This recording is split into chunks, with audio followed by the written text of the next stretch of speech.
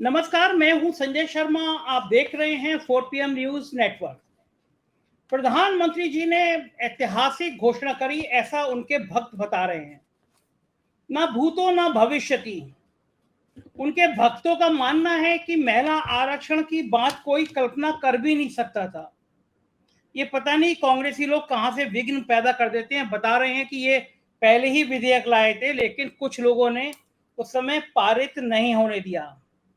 मेरी टीम ने जो सर्वे करके बताया है, अभी मैं पुष्ट उसकी पूरी जानकारी आना बाकी है अभी, लेकिन ये बात बिल्कुल तय मानी जा रही है कि ये बिल जो है महिला आरक्षण का जो फायदा है वो परिसीमन के बाद मिलेगा। यानी लोकसभा की सीटों का परिसीमन होगा और उसके बाद ये महिला आरक्षण बिल लागू होगा। यानी कि 2029 के पहले आप इस बात की कल्पना करना छोड़ दीजिए कि विधानसभाओं में और लोकसभा में 33% महिलाएं आपको बैठी दिखाई देंगी।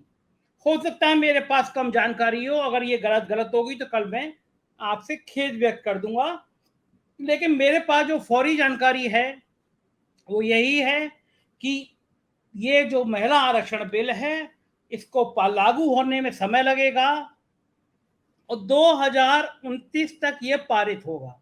मतलब 2029 तक ये अपना मूर्त रूप लेगा जनगणना परिसीमन के बाद।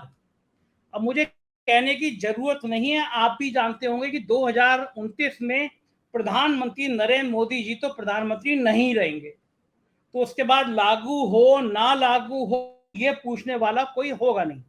एक किसी ने वीडियो भेजा, बड़ा मजेदार सा है। एक पत्रकार दो लड़कियों से पूछ रहा है कि अगर आप प्रधानमंत्री बन जाएंगी तो आप 24 घंटे के लिए अगर आपको प्रधानमंत्री बना दिया जाए तो आप सबसे पहला काम क्या करेंगी?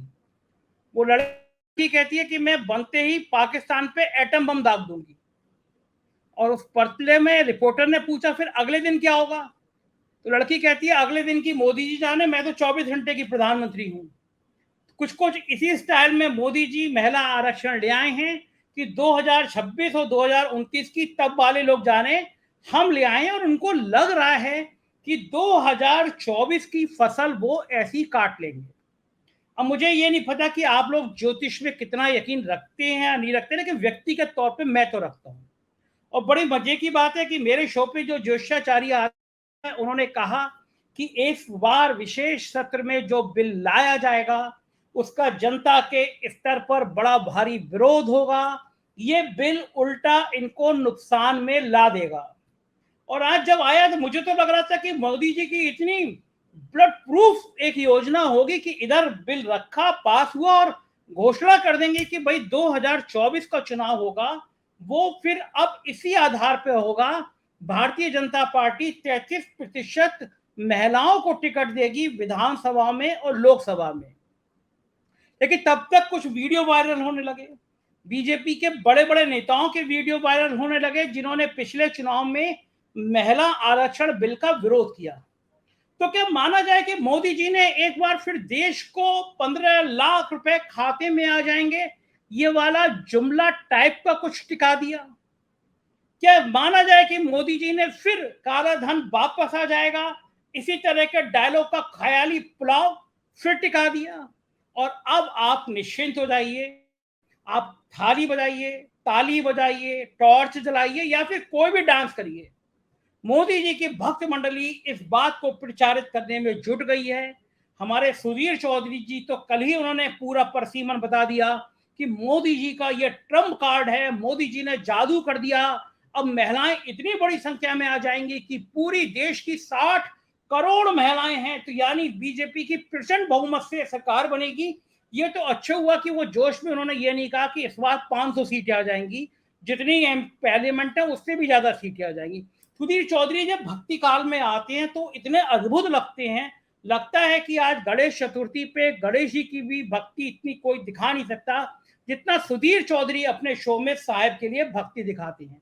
लेकिन बड़ी समस्या है कि साहब जब कोई नया काम करने चलते हैं तो अब शकुन जरूर हो जाता है।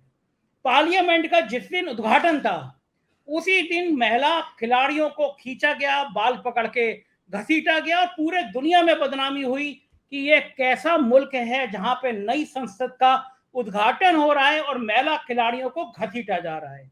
फिर वो कि आज नई संसद में प्रवेश करेंगे।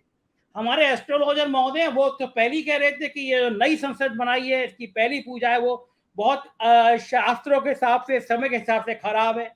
हम इनने कहा नहीं, ऐसा नहीं हो सकता। लेकिन आज वैसे ही नजर आया कि प्रधानमंत्री जी ने जैसे ही सदन में प्रवेश किया, पता चला कि कनाडा ने हमारा राजनायक निकाल दिया और बदले में हमने भी, जैसे मोहल्ले के गुंडे लड़ते हैं कि तुमने हमारे घर पे ईंट फेंकी, हम भी तुम्हारे घर पे ईंट फेंकेंगे, इस स्टाइल पे हमने भी कनाडा का राजनायक निकाल दिया। हमको ये नहीं पता चलता कि ये देश चला रहे हैं मोदी जी या मोहल्ले की लड़ाई लड़वा रहे हैं। फिलहाल अमेरिका और यूके जैसे देश कनाडा के समर्थन में आते हुए नजर आ रहे हैं। अब आप भक्ति काल में टीवी चैनल पे, मेन स्ट्रीम गोदी मीडिया के चैनलों पे भूल जाइए कि वो आपको कनाडा के दर्द का जिक्र करेगा। हम हर हालत में भारत के इस रुख का समर्थन करते हैं कि किसी भी प्रकार के आतंकवाद को, किसी भी कंट्री को बढ़ावा नहीं दिया जाना चाहिए। लेकिन साथ ही हम इस बात का भी समर्थन करते हैं कि किसी भी देश में पहले वार्ता करनी चाहिए। आप सोचिए, आपके घर दिल्ली से कोई मेहमान आए, आप लखनऊ में रहते हैं, दिल्ली से कोई मेहमान आए, वो ताज होटल में रुके, उसकी गाड़ी खराब हो जाए और 2 दिन तक वो होटल में पड़ा रहे, आप उसको पूछने ना जाएं, तो उसके दिल पर क्या लगेगी। G20 के जितने बड़े बड़े दावे किए गए, उसी बीच कनाडा के प्रेसिडेंट का, प्राइम मिनिस्टर का जहाज खराब हो गया, 2 दिन तक वो होटल में रहे। हमारे विदेश मंत्री और हमारे प्रधानमंत्री ने जरूरत नहीं समझी कि जाके पूछ लें, एक कप चाय पिला दें। शायद बहुत सारी वार्ताएं अगर होती हैं तो बहुत सारी रिश्तों की बर्फ पिघलती है। लेकिन क्या कहा जाए, जब सरकार अहंकार में होती है, जब सरकार इस घमंड में होती है, एक अकेला सब पर भारी, तो फिर चिंता किसी की नहीं होती है। मुझे लगा इस समय भारत की सरकार भी इसी मोड में चल रही है। प्रधानमंत्री जी ने कहा था कि एक अकेला सब पर भारी, तो एक अकेला कुछ ज्यादा ही भारी होता हुआ नजर आ रहा है। महिलाएं भड़की हुई हैं, महिलाओं को बहुत बड़ी उम्मीद थी कि इसी सत्र में पारित हो जाएगा। एक भारतीय जनता पार्टी के विधायक हैं, उत्तर प्रदेश से आते हैं, आज 20 साल बाद वो अपनी पत्नी को पिक्चर दिखाने ले गए। तो मैं उनसे मजाक में पूछ रहा था कि इधर महिला आरक्षण बिल आया, उधर विधायकों को अपनी पत्नियां याद आ गई। महिलाओं में जो जोश था, जो उल्लास था, वो सब ये सुन के काफूर हो गया कि ये 2026 के बाद का ख्वाब है। और जाहिर है मोदी जी की तमाम बातों को देखते हुए उन पे भरोसा कम बचा है। लोग कह रहे हैं कि मोदी जी बाद में कह देंगे ये तो एक चुनावी जुमला था, हमने हाउस में रखा, ये टेक्निकल प्रॉब्लम, वो टेक्निकल प्रॉब्लम, बात अधूरी रह गई।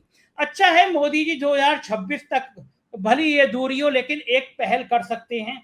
वो कह सकते हैं हमारी सरकार आई तो अगला प्रधानमंत्री कोई महिला बनाएंगे। वो कह सकते हैं कि भारतीय जनता पार्टी का राष्ट्रीय अध्यक्ष कोई महिला बनाएंगे, और इससे भी आगे चले जाएंगे। लोगों को यकीन तब होगा जब वो कह दें कि राष्ट्रीय स्वयंसेवक संघ के सबसे बड़ी पोस्ट मोहन भागवत जी के बाद किसी महिला को दी जाएगी। अब संघ में महिलाओं का प्रवेश खोला जाएगा। लेकिन आप भी जानते हैं ये कोरी बातें हैं, इन बातें हैं, बातों का क्या।